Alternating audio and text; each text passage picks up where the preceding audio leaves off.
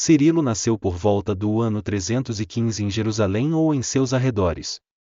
Teve um lar cristão, com uma vida financeira confortável, e recebeu uma sólida formação nas Sagradas Escrituras e em matérias humanísticas. Em 348 foi eleito bispo, patriarca de Jerusalém. Enormes foram suas contribuições para o ensinamento da sã doutrina.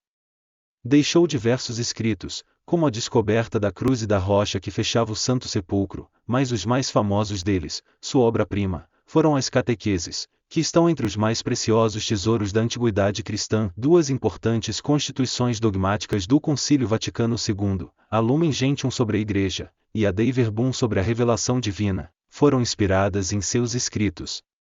Suas catequeses foram redigidas como parte da preparação dos catecúmenos para o batismo, à qual se dedicou por muitos anos e com muito cuidado.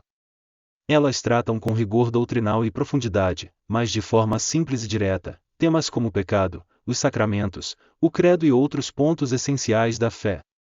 Constituem-se de uma introdução, 23 aulas catequéticas, orações catequéticas ou homilias catequéticas, e 5 catequeses mistagógicas. As aulas catequéticas, ministradas na Quaresma, instruem sobre os principais tópicos da fé e da prática cristã.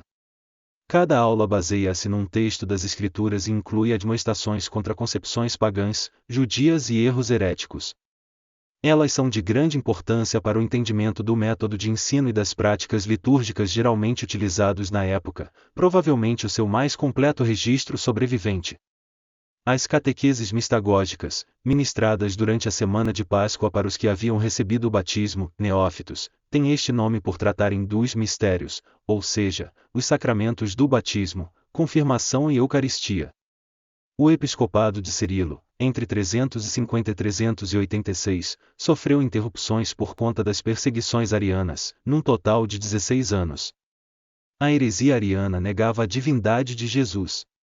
Foi exilado pela primeira vez em 357, pelo bispo ariano Acácio de Cesareia da Palestina, que pretendia que a sede de Jerusalém fosse submetida à sua, e convocou um concílio, sem a presença de Cirilo, acusando-o formalmente de vender propriedades da igreja para ajudar os pobres, e lhe impôs um retiro forçado na cidade de Tarso, na Cilícia.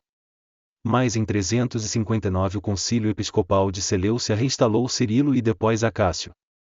Foi expulso pela segunda vez em 360, por causa das pressões de Acácio sobre o imperador filo-ariano, Constâncio. Retornou com a morte do soberano. Em 367 o imperador ariano Valente o condenou ao mais longo, 11 anos, e cruel exílio, encerrado definitivamente quando Graciano assumiu o trono em 378. Assim, em 381, Cirilo pôde participar do Segundo Concílio Ecumênico de Constantinopla, que o confirmou na sede de Jerusalém, e quando foi proclamado o Credo Niceno-Constantinopolitano, que explicitava e corrigia em definitivo o erro ariano. São Cirilo morreu em 386, provavelmente no dia 18 de março, com 71 anos.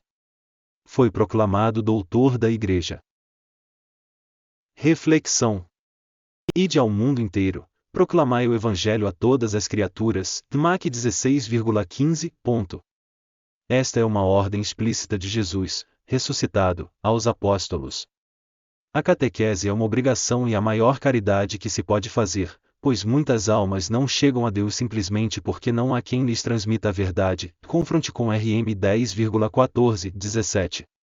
É preciso difundir a fé pelo exemplo e pela palavra, em harmonia e coerência, mas se a nossa imperfeição muitas vezes atrapalha os bons exemplos, a palavra de Deus está sempre certa, incluindo a advertência sobre estas falhas no exemplo.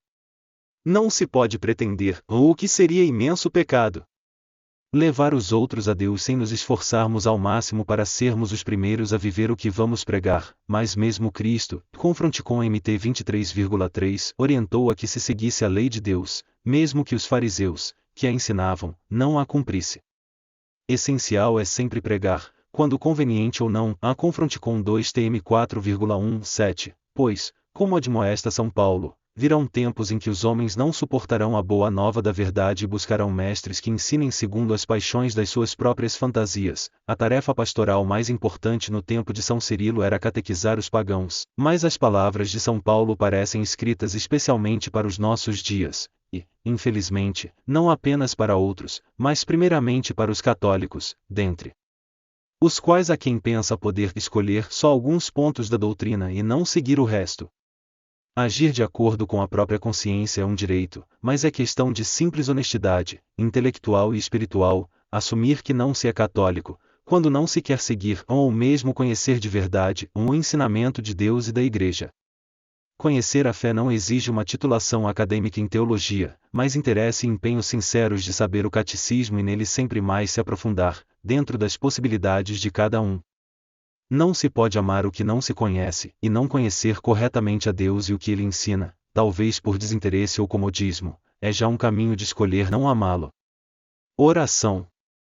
Senhor Deus, que vos fizestes Verbo, encarnado para escrever a salvação em nossos corações, concedei-nos por intercessão de São Cirilo ouvir com amor e atenção a vossa palavra, guardá-la na alma e proclamá-la por nossas vozes e ações, sendo como dizia este santo portadores de Cristo, de modo a termos nossos nomes grafados no livro da vida. Por nosso Senhor Jesus Cristo, vosso Filho, e Nossa Senhora. Amém.